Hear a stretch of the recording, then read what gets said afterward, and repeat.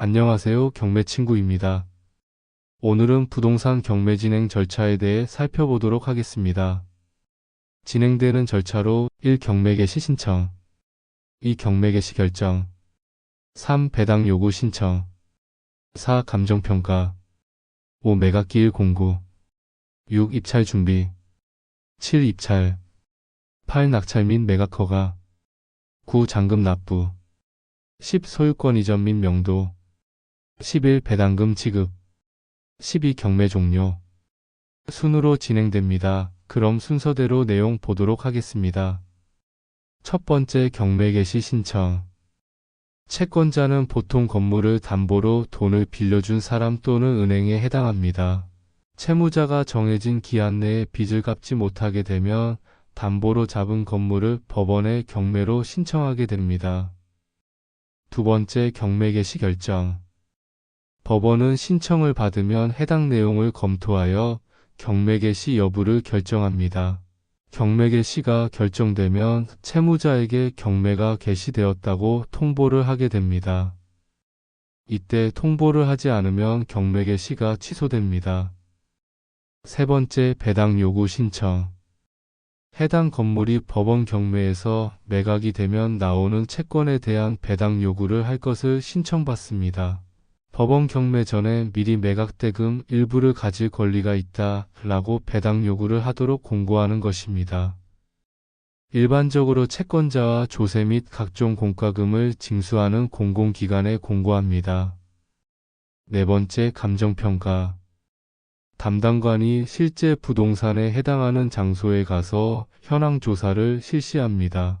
부동산 감정평가로 의뢰하여 최종적으로 그 부동산이 얼마에 매각될 수 있을지 결정합니다. 이를 최저 매각 가격이라고 합니다. 이 과정에서 현황조사 보고서와 감정평가서 그리고 매각물건 명세서가 작성이 됩니다. 다섯 번째 매각기일 공고 법원이 해당 건물에 대하여 실제 매각을 실행하는 날로 매각할 시각, 장소 등을 매각기일 14일 전에 대법원 경매 사이트 및 지방자치단체 게시판 등에 공고하는 것입니다. 매각기일이 결정되면 법원은 매각기일과 매각결정기일을 이해관계인에게 통지하여 불이익이 없도록 합니다.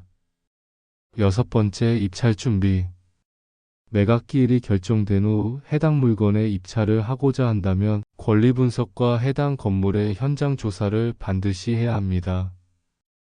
권리분석을 통해서 선순위 또는 후순위 권리와 임차인이 있다면 임차인에 대한 권리를 확인해야 하며 현장 조사를 통해서 해당 물건의 상태와 주변 환경을 확인해야 합니다. 그 외에 감정평가 때 조사된 현황조사 보고서와 감정평가서, 매각물건 명세서도 이 과정에서 확인해야 합니다. 또한 입찰에 필요한 보증금인 감정가의 10% 또는 법원이 정한 보증금을 준비해야 합니다.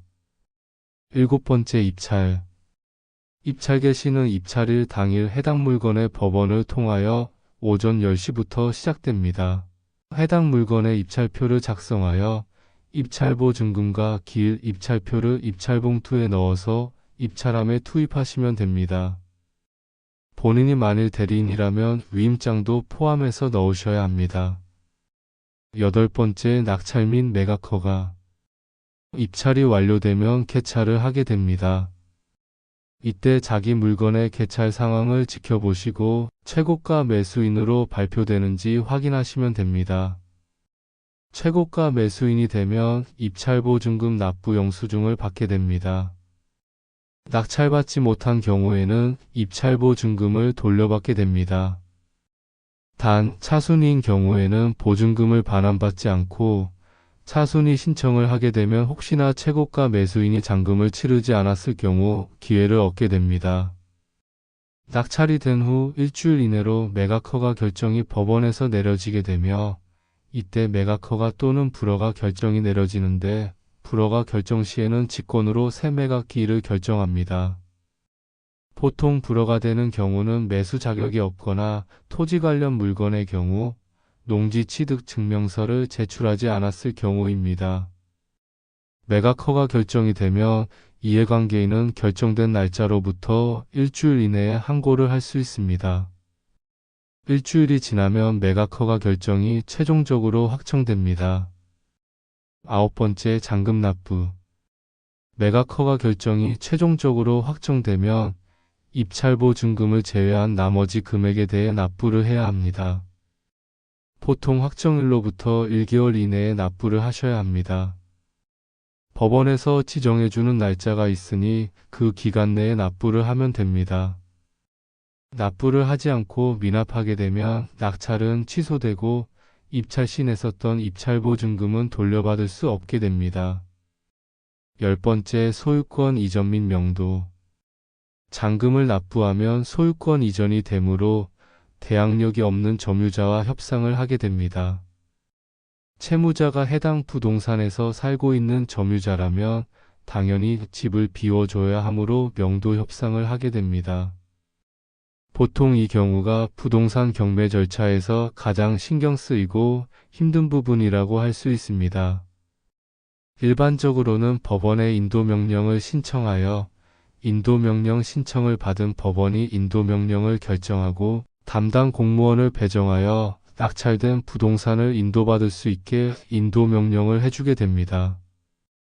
보통 인도명령 결정은 해당 부동산에 살고 있는 점유자가 배당을 받을 권리가 없는 경우는 빨리 나오고 배당받을 권리가 있는 경우에는 배당기일 이후에 인도명령 결정이 나오게 됩니다. 11번째, 배당금 지급. 법원이 매각대금을 채권자들에게 분배하는 것으로 경매 집행비용, 소액 임차인의 최우선 변제권, 당해세, 담보권자, 일반 채권자 순으로 배당받게 됩니다. 위 절차가 모두 끝나게 되면 경매는 종료되며 낙찰자가 해당 부동산의 새로운 소유자가 됩니다. 경매는 법적 절차와 관련된 전문성이 요구되므로 충분한 권리 분석과 현장 조사를 철저히 하는 것이 중요하며 필요시 변호사, 법무사, 경매 전문가 등의 도움을 받는 것도 추천합니다. 구독과 좋아요는 공부에 큰 도움이 됩니다.